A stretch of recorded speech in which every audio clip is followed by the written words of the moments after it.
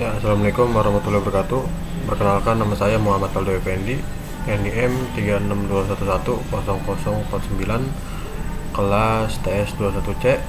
Di kali ini saya akan membahas tugas pertemuan ke-11, yaitu tentang pentingnya dasar-dasar ilmu ukur struktur beton bagi mahasiswa teknik sipil.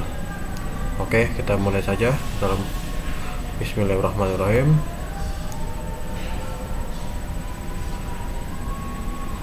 Mulai. Dalam dunia konstruksi, tentu sangat penting untuk mengetahui apa itu struktur beton untuk membangun gedung. Beton itu sendiri merupakan elemen yang sangat penting untuk melakukan pengerjaan bangunan konstruksi. Elemen yang satu ini dapat mudah dibentuk sesuai dengan kebutuhan konstruksi. Tidak hanya itu, beton itu sendiri juga memiliki kekuatan membuni, tahan terhadap temperatur yang tinggi, serta biaya pemeliharaannya yang murah. Lanjut. Apa itu struktur beton dalam konstruksi? Sebelum berlanjut mengenai apa itu struktur beton, Anda mesti mengetahui apa yang dimaksud dengan beton dalam konstruksi terlebih dahulu. Beton adalah suatu elemen dalam konstruksi yang merupakan struktur sederhana yang dibentuk oleh campuran semen, air, agregat halus, agregat kasar yang berupa batu pecah atau kerikil, udara, serta bahan campuran lainnya. Oke, next. Struktur beton ini dapat diketahui lewat karakteristik beton yang itu sendiri. Berikut ini adalah standarisasi karakteristik beton yang baik adalah sebagai berikut. Yang pertama, kepadatan. Kepadatan beton yang memiliki struktur yang baik juga memiliki kepadatan yang baik sehingga mampu menopang beban bangunan konstruksi sehingga tidak mudah retak. Yang kedua, kekuatan. Kekuatan adalah salah satu standarisasi yang harus dipenuhi pada penggunaan beton untuk bangunan-bangunan konstruksi.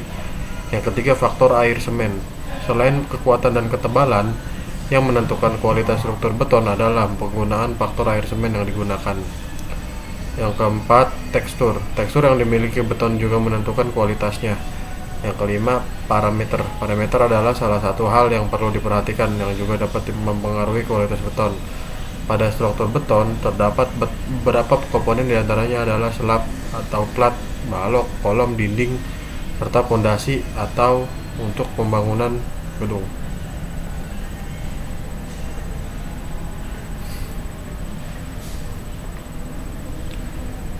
Beban pada struktur beton.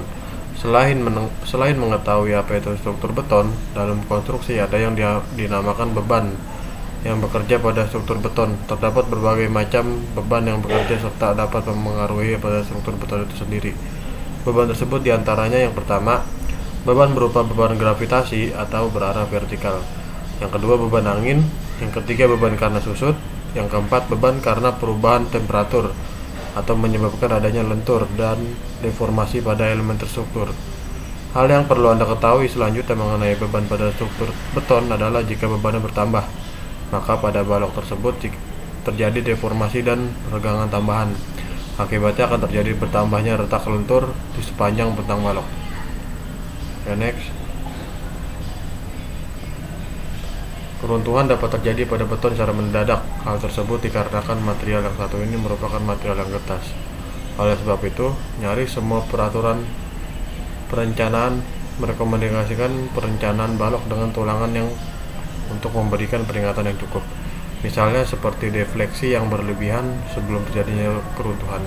Sementara itu, untuk balok sendiri terdapat peraturan ACI yang membatasi tulangan maksimum baji sampai 70% dari yang diperlukan. Terdapat jenis bentuk penampang balok, diantaranya yang pertama, balok tulangan tunggal. Yang kedua, balok tulangan ganda. Yang pertama, balok tulangan tunggal yang hanya mempunyai tulangan tarik saja.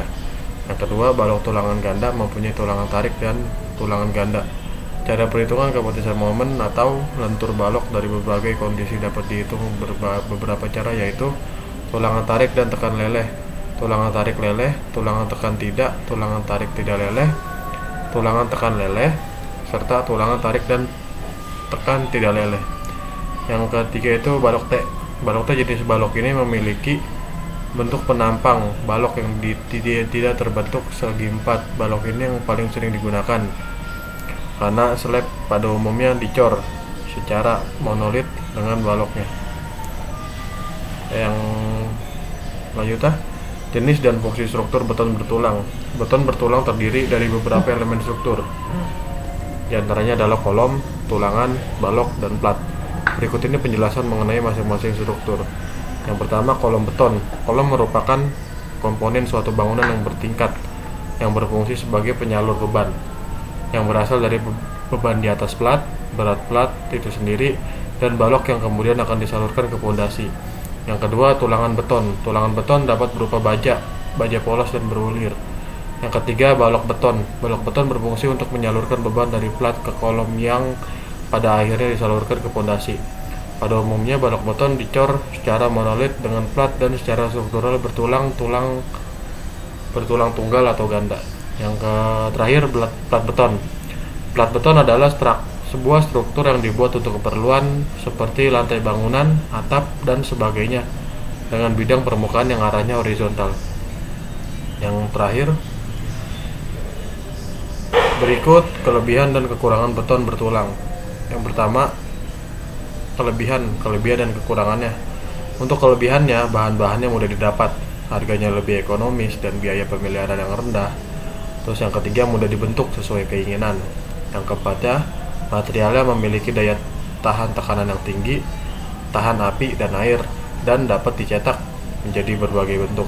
Kekurangan beton bertulang itu adalah memerlukan penahan ketika proses pengeringan, memiliki bobot yang berat, membutuhkan cetakan dan tiang acuan selama proses pengerjaan berlangsung, ukuran beton yang relatif besar sehingga membutuhkan ruang instalasi yang lebih luas.